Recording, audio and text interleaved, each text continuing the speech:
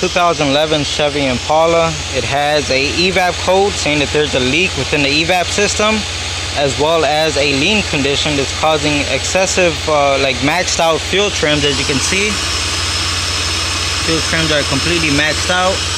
As far as the evap leak, here I got my vacuum gauge on the purge solenoid, and the purge solenoid is unplugged, as you can see, so we should have no vacuum right here. When I first put my vacuum gauge on it, it was at 0, but over the span of about 10 minutes, you can see we now have vacuum. So little by little, vacuum is getting past this solenoid, even though it's not being commanded on. So it's going to need a new purge solenoid. And the next problem is our lean condition. You see it's maxed out right there. I'm gonna go ahead and pinch off the brake booster. You can hear the tone of the engine change, and look at our fuel trims.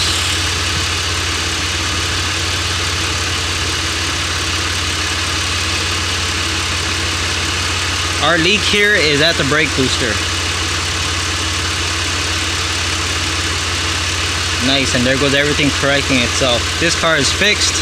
Well, we at least now have the diagnosis on what's wrong with the car. And once I let go of this, you're gonna see those fuel trims go right back up again.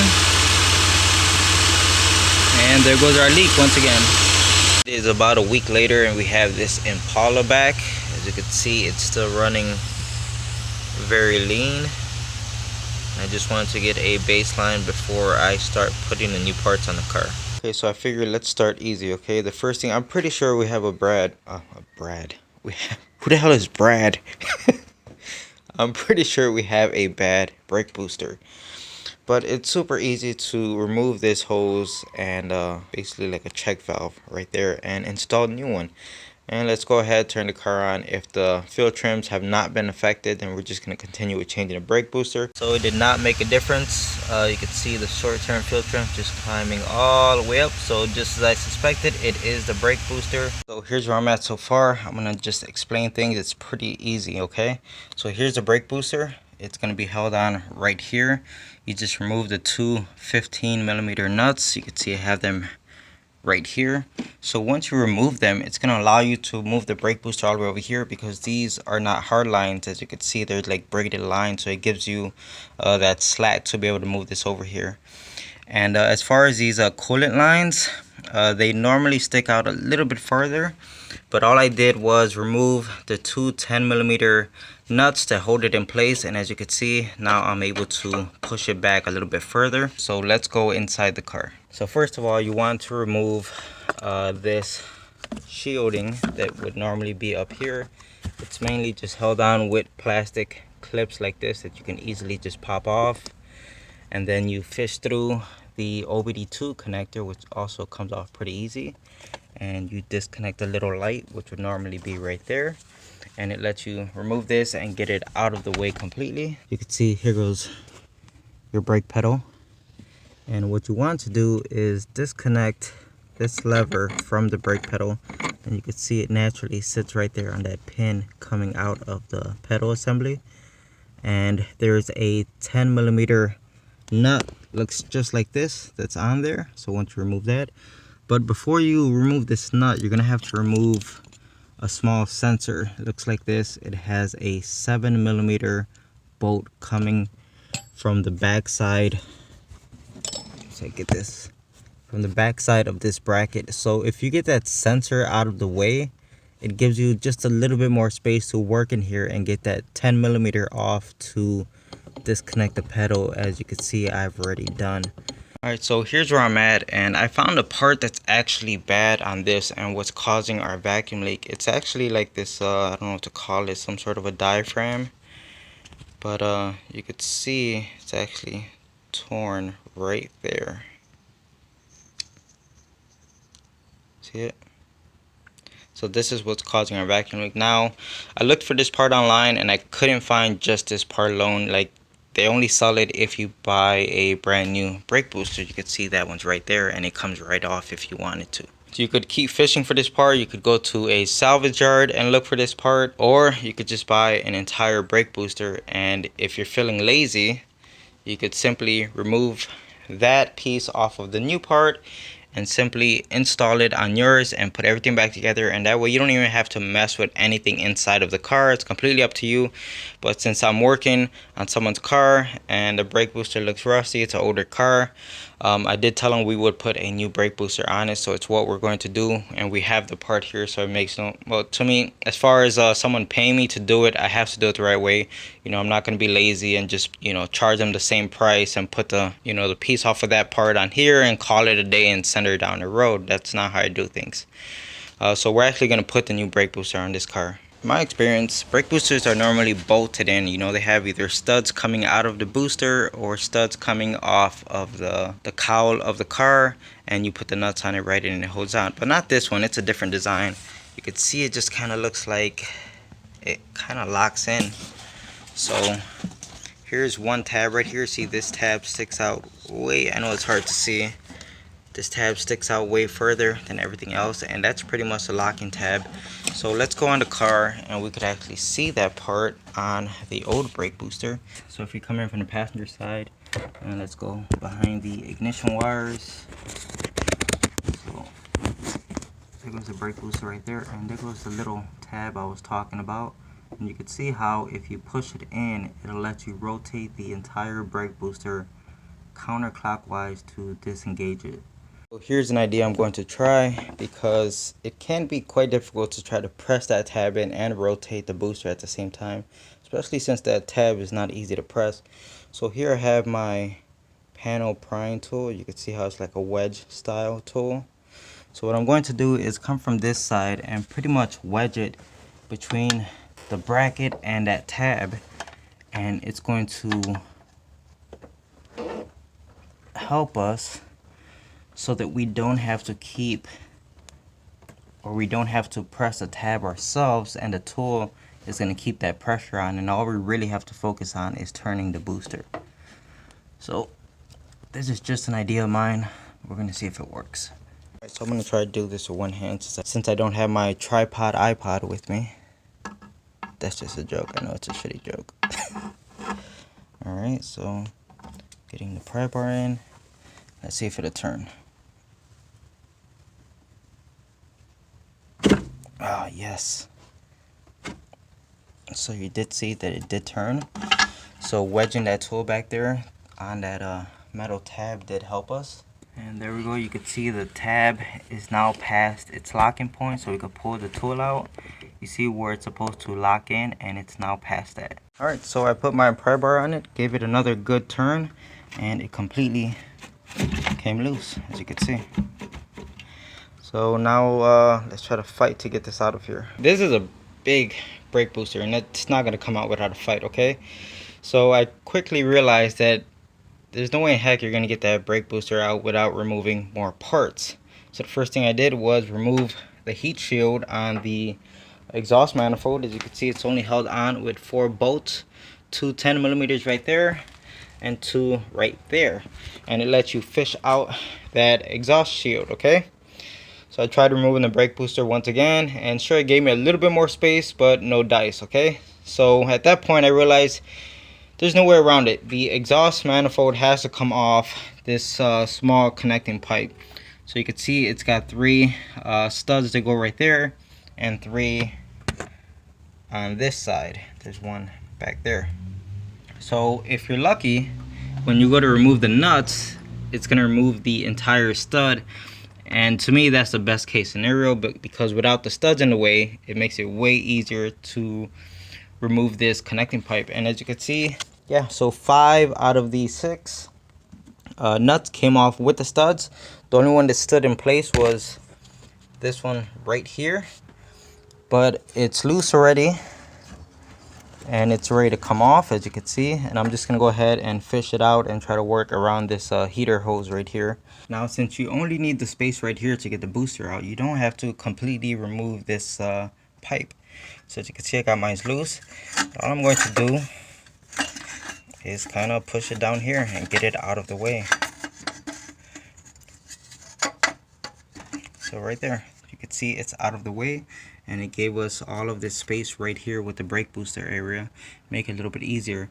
Now definitely 100% you want these studs to come out. Just gonna make removing that pipe way easier. Now if a stud stays in place, okay, let me use this one as an example.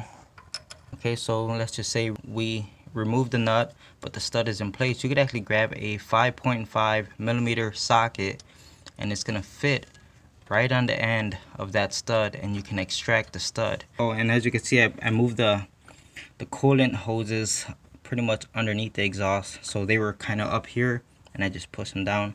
Try not to put too much stress on the heater core.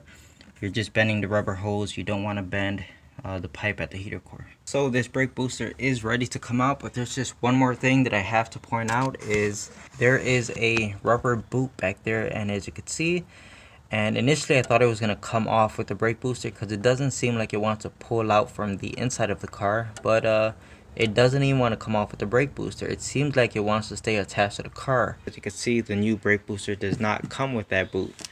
So just take your time with it, don't tear it, and use some sort of lubricant and it'll slide right off of that shaft. And as you can see, we are completely free of it now, and that rubber boot is going to stay on the car. Nice. That is a ton of work. Alright, so here it goes, as you can see. Alright, so I just grabbed a little bit of a silicone paste here and I just spread some on the shaft, because like I said, this has to slide into that rubber boot and we want it to go in as easy as possible without damaging it. So it took me longer to get the brake booster on than it did to just do this whole job, than to like take all of it apart. It was a freaking nightmare to get that thing to lock back into place how it has to twist. That's really a design. I'm sorry, but you know what was wrong with bolting them in like almost every other car? That is a true design. What a nightmare. I had to use this tool right here, and it came out of my set that I have here. It's to pull like races and bearings and things like that. Without this, I don't think I would have been able to do this, and it was still very difficult. So the booster's in, the locking tab is in its locked position, and I could start putting everything else back together, starting with the exhaust system. This job is just such a pain in the butt that if I ever get this job again, I'm changing that part only. There's no way in hell I'm changing a booster like this again, unless the booster itself is cracked or broken or it's leaking due to rust. If I could avoid changing that booster in the future, I'm going to from now on. From now on, it's just going to get this, even if we have to buy an entire booster just to get this out of it. I have pretty much everything put together on the engine side. What I'm going to do here is I'm going to go start it up and make sure we don't have any exhaust leaks. And we could check fuel trims on the scanner. I have not connected anything on the inside, meaning the brake pedal. But the car is not going to get moved or anything. We just want to check for leaks basically and make sure that everything's okay before we 100% commit to it. Alright, so the car is now running. It sounds good. I don't hear any vacuum leaks like I could hear before. We had that loud hissing sound coming from the brake booster. It's actually idling pretty good. I also don't hear any exhaust leaks, so that's a good sign. And with the scanner on, look at the short-term fuel trims. They're already trying to correct for the long term, so that's good. Negative 22, that's crazy. So where's the long term? Right there. That's why. Long term's at positive 19.5, and that's why the short term is reading negative 22, and that's going to start to correct itself. They're pretty much already canceling each other out for the most part, but as the car runs and you drive it around, those numbers are going to get better. So, and there we go, they're already adjusting. Alright, so the car's been running for about 15 minutes now. I've gone ahead and connected everything on the brake pedal side so it now works. And to show you, put the car in reverse. I'm going to move back a little bit and it stops. Okay. What else? I've gone ahead and cleared the check engine lights, so the fuel trims are pretty much reset and they're trying to relearn everything. Do not forget this little bushing that goes inside of here, because I forgot to put it on the car and it caused the brake lights to stay on all the time even though you're not pushing the brake lights. You could probably tell I have some of it taken back apart again. That's not a good sign, right? Well, here's the problem I ran into. I took it out for a test drive. The brakes worked fine, but I noticed the brake lights were always on. Whether you had your foot on the brake or not, the the brake lights were always on. So I started messing with the switch. I'm thinking there's something wrong with the switch, and it's really not. It turns out that the shaft, which is this thing right here that comes out of the brake booster into inside of the car, it wasn't coming back far enough to disengage the brake switch and turn the brake lights off. So I thought it didn't seat correctly. So it's the reason why I took it all back apart to try to fix that, and to essentially get the booster to sit closer so that that shaft could go in further and it would disengage the brake switch. So I hope that all makes sense. All right. So they're lined up over here more or less, and look at the difference in length. And I can tell you right there that that difference in length is what's going to determine whether the brake switch is engaged or disengaged. So before you go ahead and pop on your brand new brake booster thinking everything's gonna be good, make sure you check this. If they're the same exact length and everything matches up perfectly, then use the new one if you want, okay? But what I'm gonna try here is using this one to see if it fixes the problem. Alright, so the lengths of these things are different lengths, okay? So you can't swap them around. You can't try to use the old one with the new brake booster. It's just not gonna happen. So long story short, I pulled out the new brake booster and I reinstalled the old one. And to nobody's surprise, okay, we all know how that one took hours, right? It just doesn't want to fit right. You know, you could struggle with it all day. I put this one in the hole, right? And within minutes, it fell into place, and I was able to use the tool that I've been using, this one right here, and boom, it locked in perfectly. It took just a few minutes, and everything lined up, and it locked in place just how it should. How much time do I have invested in this, and that piece of crap didn't work at the end of the day? It's so stupid. Grab the diaphragm off of the new booster and just use it on your original booster. That's the best advice I could give you. And there we go. I grabbed the brand new diaphragm and it slid in perfectly and it fits. Before I put all of this back together, I'm gonna go assemble everything inside the car, and I need to confirm that the brake switch is going to work properly now. Alright, so I got everything reassembled on the pedal side, and I'm gonna go ahead and push the brake pedal right now. And brake light, let off, push, let off, push, let off. As you can see, the brakes are not working, and it's just, with the old brake booster, it would stay like this, like that at all times, whether you had your foot on the brake pedal or not. It's still like that. Okay, so it just confirms that there's the new brake booster, something's not right on it. The length of the rod, or just whatever, I don't care. I'm no engineer, I didn't make the part, but clearly it's not right. We popped the old one back in and everything works as it should. It's crazy. It is crazy, these aftermarket parts, and it's just, what are you gonna do?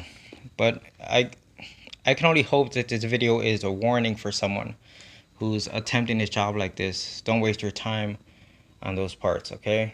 Replace a diaphragm if you need to and call it a day. After a job like this, if you're not bleeding, did you even do the job right? Probably not. Alright, so it's almost midnight. I probably started this job around 3 or 4 p.m. Okay, it's crazy. It's so frustrating. Car is running with the original brake booster installed, and looking at the fuel trim numbers, I'm really happy with the short-term fuel trims. Now, of course, I did clear the check engine light once again, and so it needs to kind of do a relearn as you drive it around. But so far, those short-term fuel trims are looking really good. I'm really happy with it, and I'm gonna have to say that's a fix. And of course, like I showed you guys, the brake pedal, I checked it, it still does work. The brake light only turns on when I hit the brake pedal. So that's it. I hope you guys make the right decision if you're watching this video because you're thinking of changing your brake booster. Unless you could get a hold of a OEM brake booster, I would not waste my time. If it's your little diaphragm thing that's leaking, just replace that only. Save yourself a bunch of time and headaches, and you'll be all set. So I hope the video helped you, and thanks for watching.